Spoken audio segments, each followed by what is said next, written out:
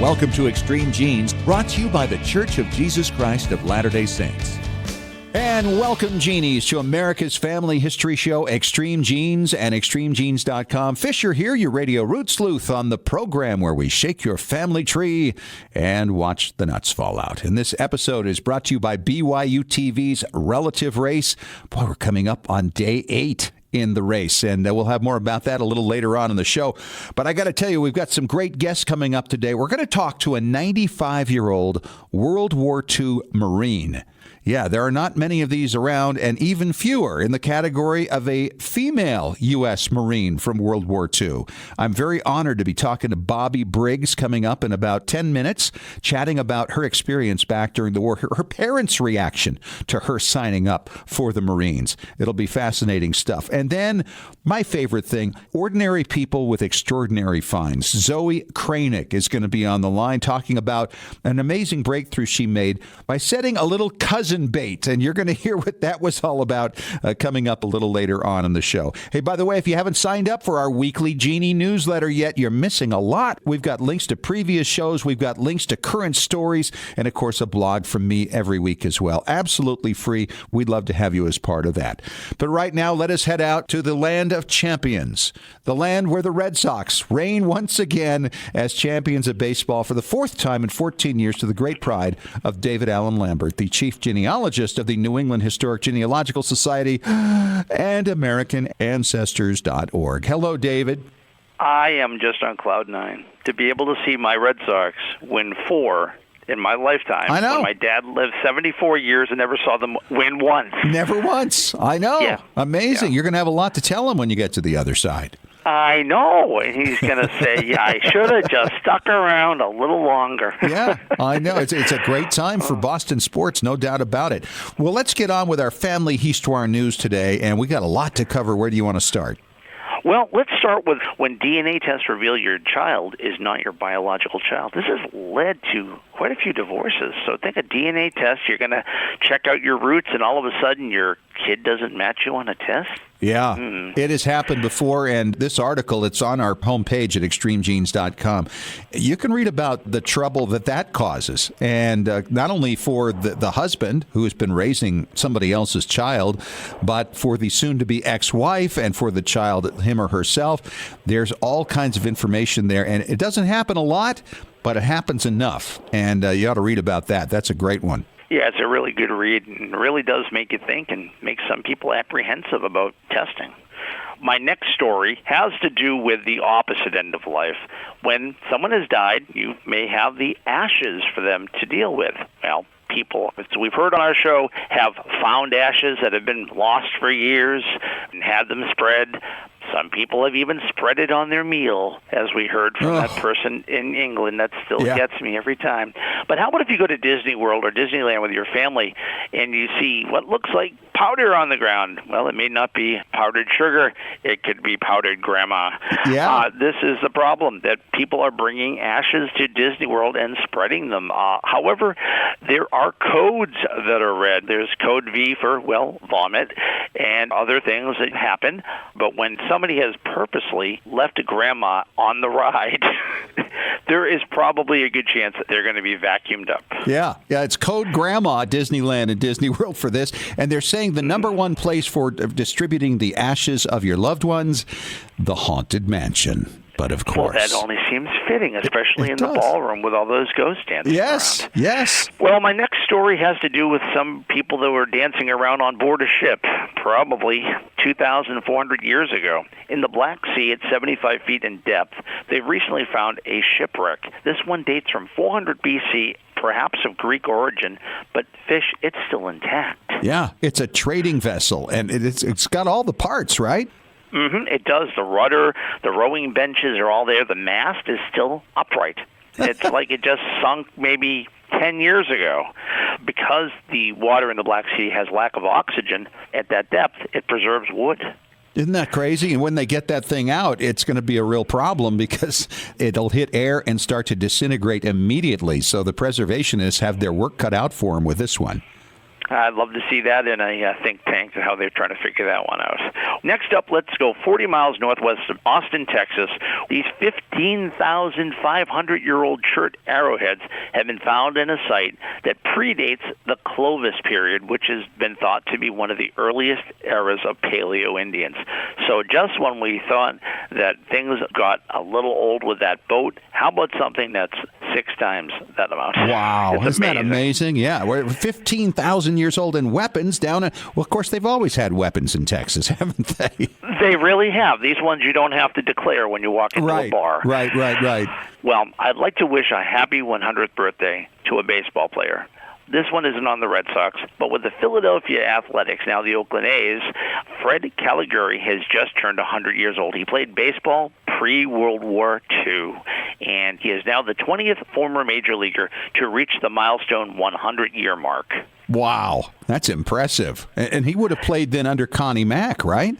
Right, that would have been his manager. And Connie Mack, of course, was born in 1862, so there's some pretty good history right there. Guy born during the Civil War. Right. Managing somebody who's playing during World War II. Yeah, That's crazy. My blogger spotlight this week shines on ifamilyhistory.blogspot.com. And on iFamilyHistory, you can learn about the different technical aspects of doing your family history and how to share it, which is kind of a blogger's blog support. Yeah, right?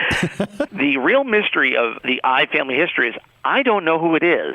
So if you know who I is, not me, but them, please let me know. You're really confusing me. Okay, ifamilyhistory.blogspot.com, but we don't know who the person is. There we go. All right, very good, David. Thanks so much. And coming up next, I'm going to talk to 95-year-old U.S. Marine from World War II, Bobby Briggs. She has a lot to tell you. I am just delighted to be having a conversation right now with Bobby Briggs. She served as a Marine in World War II. She is 95 years old, living in Illinois. Bobby, welcome to the show. Well, thank you. Boy, you have quite the story. How did you wind up in the Marines in World War II? Well, after I got out of high school and a year of business school, I went to Rockford, Illinois to live. I was raised near Fort Dodge, Iowa, Webster County. And I had a girlfriend that wanted to go to California. So I quit my job and got back to Iowa, and she started talking about the Marine Corps. And come Christmas time, she got a diamond from her boyfriend, then she didn't want to go to California.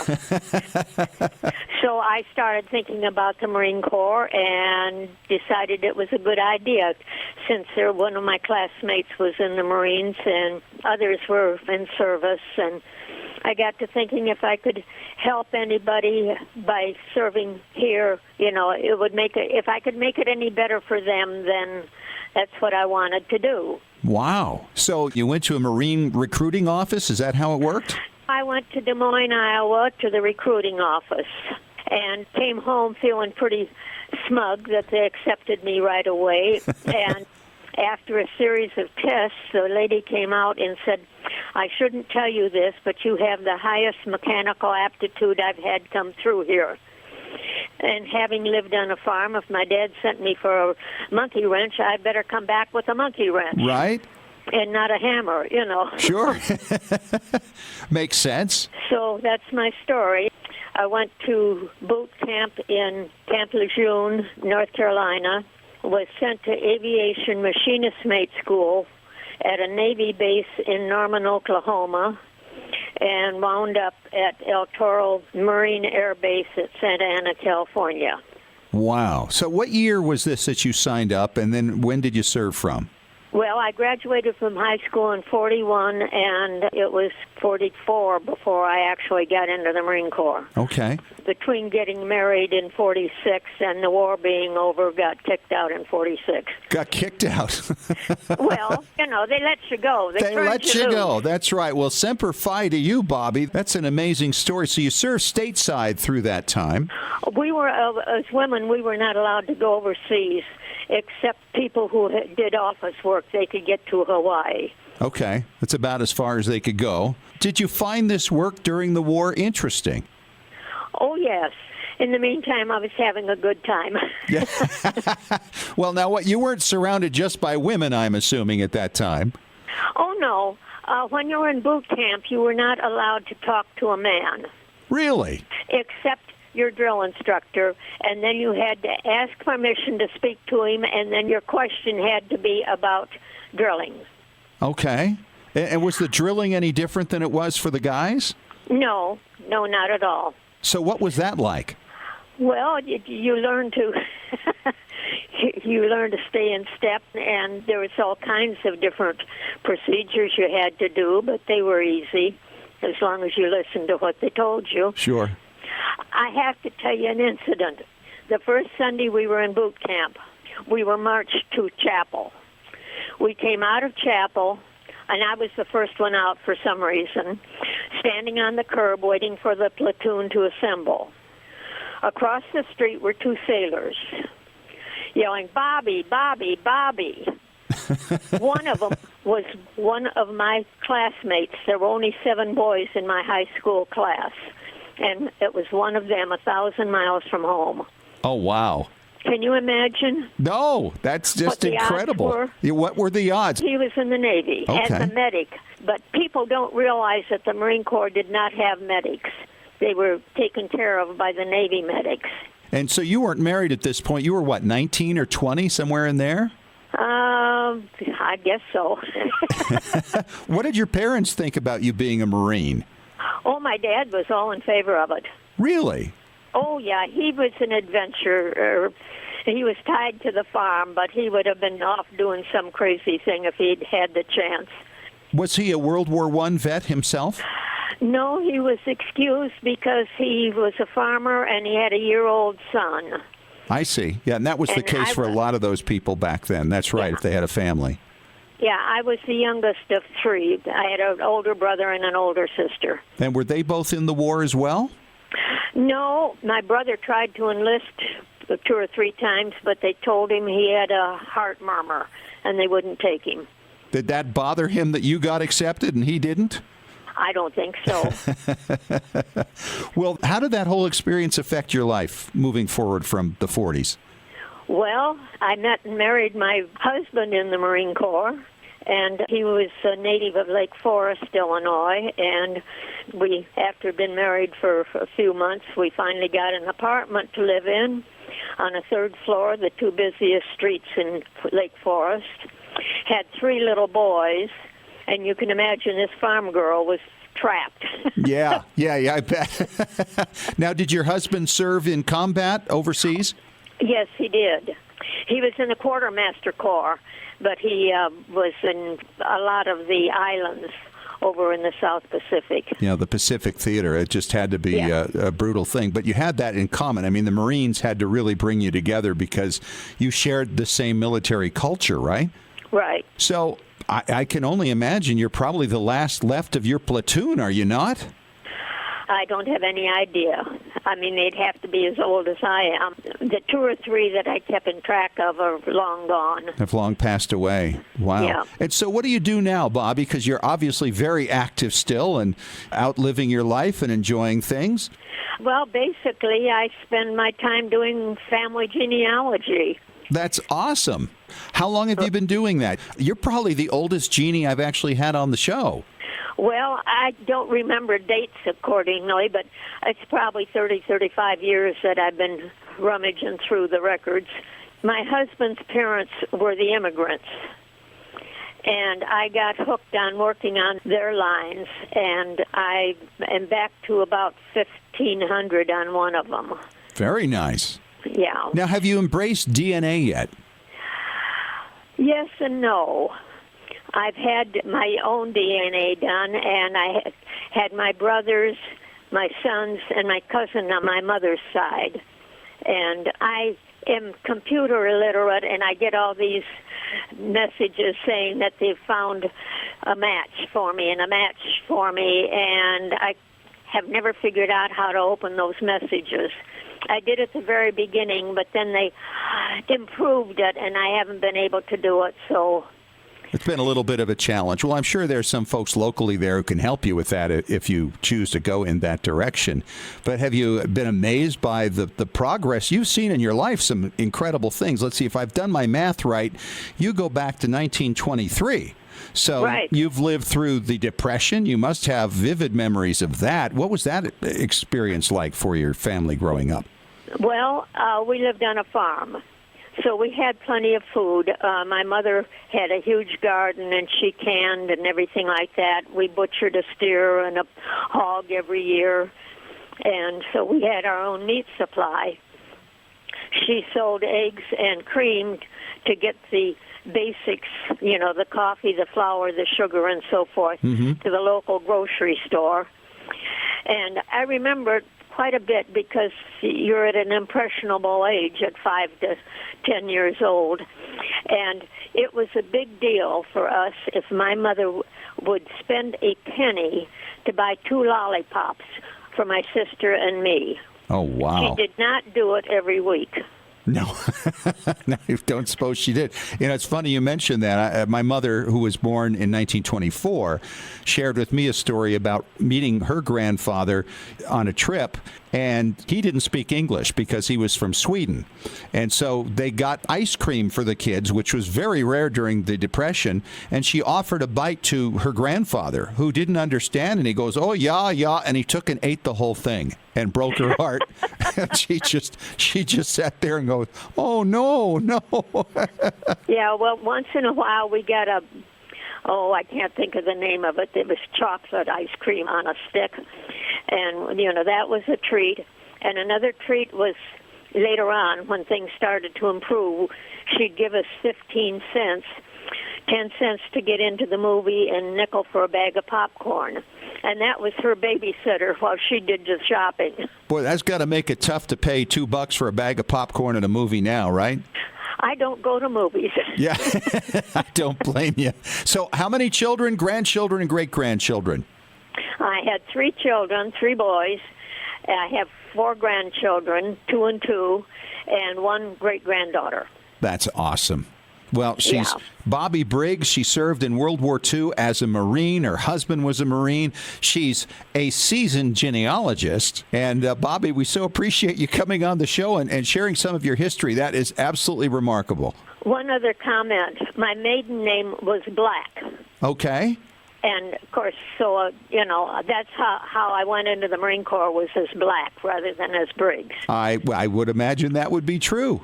Well, thank you so much for your time, Bobby, and God bless and good luck. And get a hold of somebody locally there. They should be able to help you sort out your DNA. Well, I hope so. You have a great day. Yeah, if you have any more questions, you know where to find me. There you go. Thank you, Bobby. You're welcome. And we like to do a thing now and again we call Ordinary People with Extraordinary Finds. We get their stories, we find out how they did it, and I'm always so appreciative when somebody reaches out to me to share their story with me because they know I'm going to share their excitement. And one of those people is Zoe Kranick. She's out of Burke, Virginia, and she's on the line with me right now. How are you, Zoe? I'm great, thank you. How long have you been How a are you? genie? Well, pretty much all my life. I mean, I was that little kid who, would ask my mom for family stories, and I knew, all my grandparents' brothers and sisters' names, and I always thought it was really fascinating. But I guess I really ramped up my research maybe a couple years ago when my daughter was born. Oh, that changes everything, doesn't it? When your family comes along and you realize, oh, I've got things I've got to pass down to this child. Yes, exactly. That's how I feel. So give us the background here. You had a great-grandfather who came over from Italy in 1920, but he left behind a lot of folks. He did. One of his brothers came here with him, but we found out from an obituary, his obituary, that he actually had 4 sisters who survived him, who remained in Italy. And this side of my family, I'd always been really close to, and I'd never heard about these sisters, and immediately I wanted to know who they were and who their families were, and I wanted to know my second cousins and all those people in Italy. And unfortunately, my great-grandparents and my grandfather and his generation had all passed away at this point, and none of the following generations, my mom's or mine, had any information about this. They didn't know anything about the aunts left behind? They never even heard of this? No, I mean, all we knew was 4 sisters who remained in Italy. That's all anybody That was it? knew. Wow. Because I was thinking somebody had to know it to put it in the obituary. That's true, yeah. Yeah, I think it was probably my grandfather's generation because it was in my great-grandfather's obituary. And Right. they knew, and some of them had gone to visit family in Italy.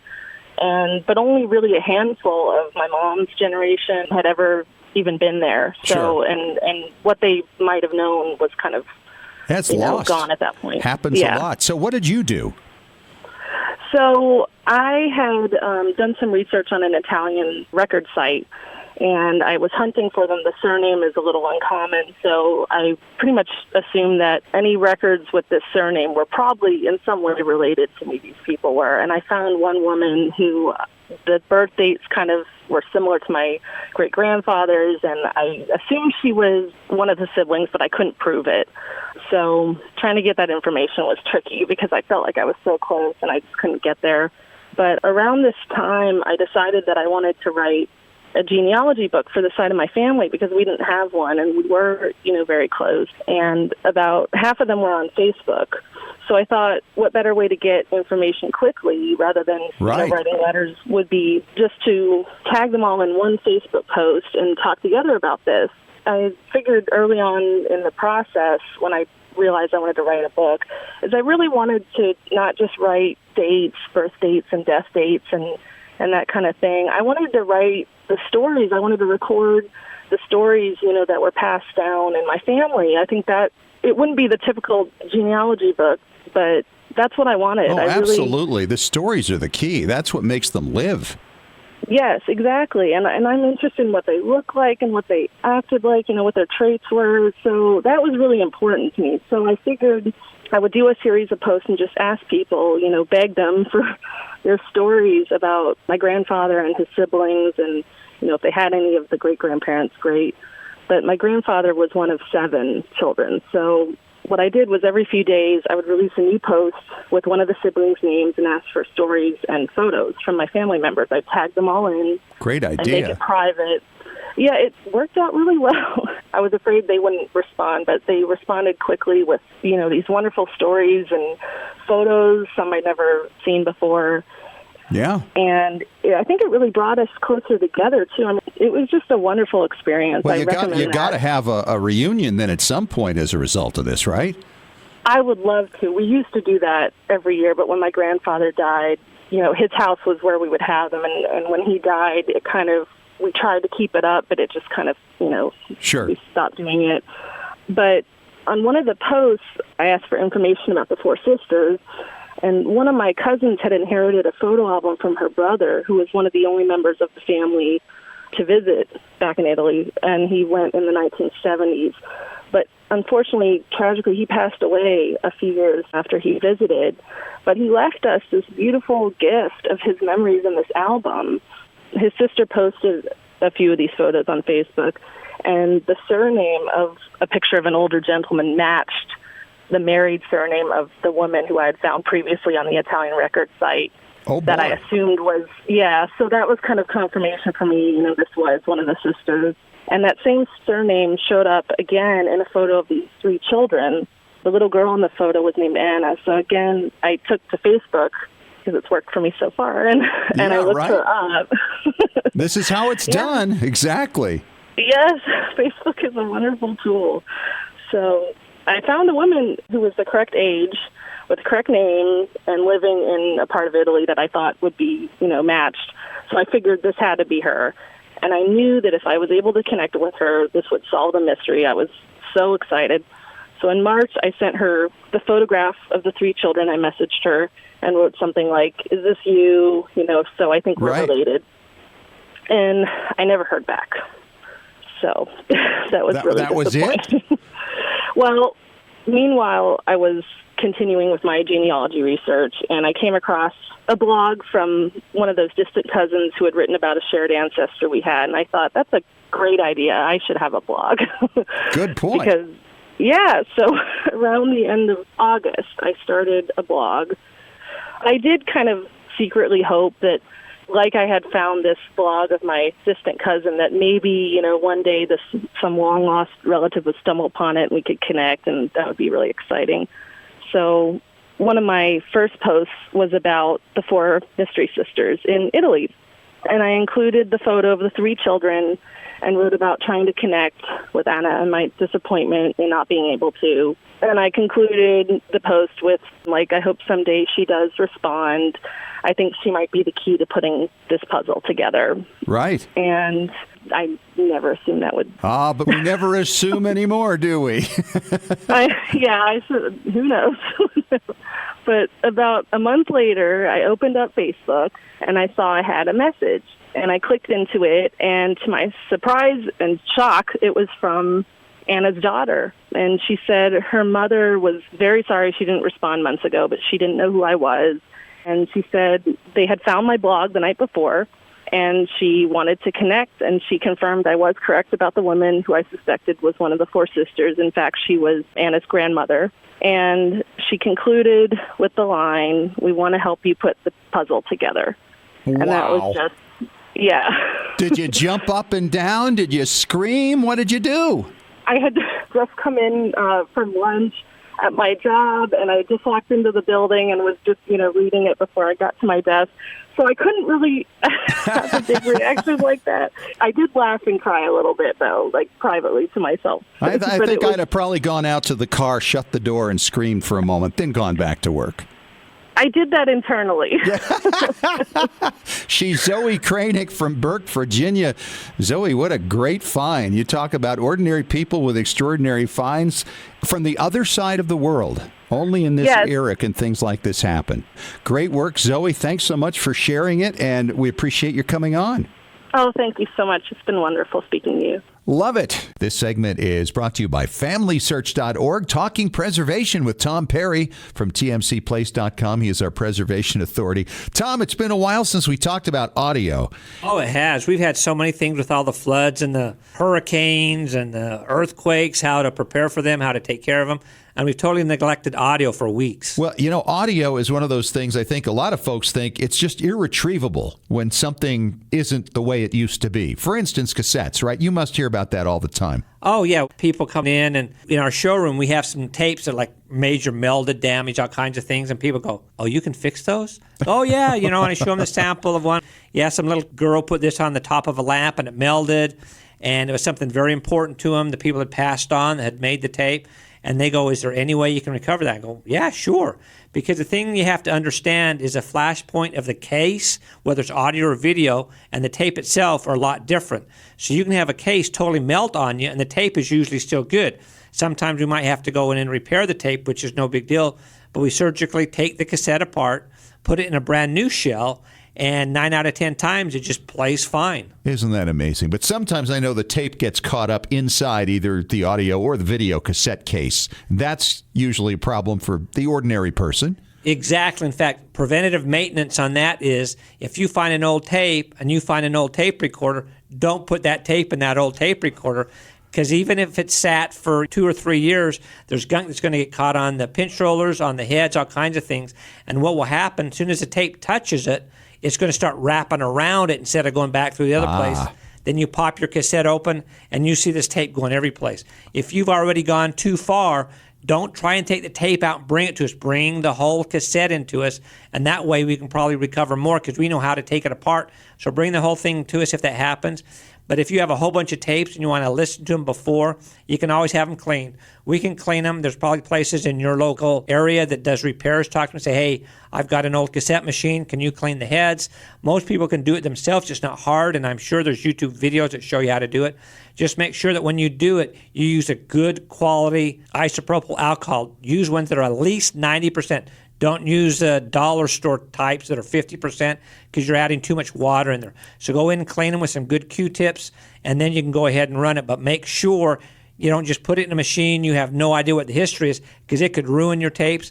If you can't do that, look at your tapes and read and see which one is the least important and try that one first. Boy, that's a great idea. Are cassettes the most common bits of old audio you receive at your store for digitization?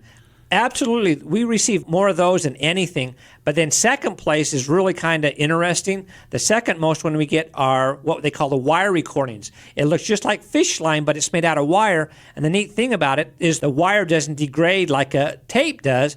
And so we have people that bring these in from the turn of the century, and you'd swear the person standing right next to you that's talking because they last forever. How old is the oldest one you've had in that you've been able to listen to?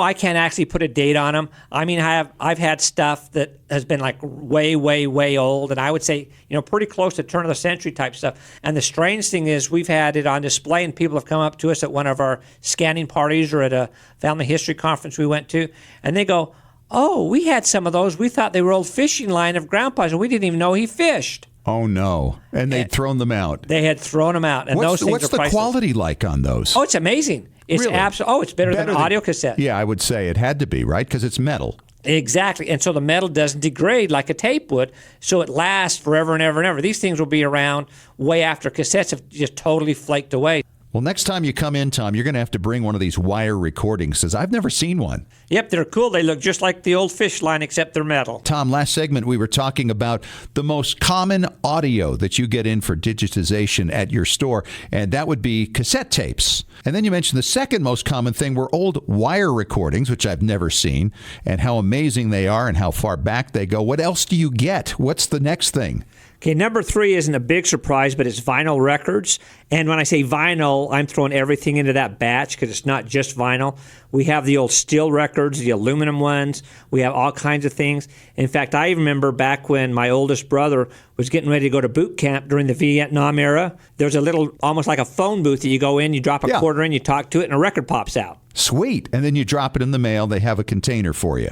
Exactly. We have people that were over in the service wherever around the world, and they would send them to their family would send them to them, and thank heavens they preserved them.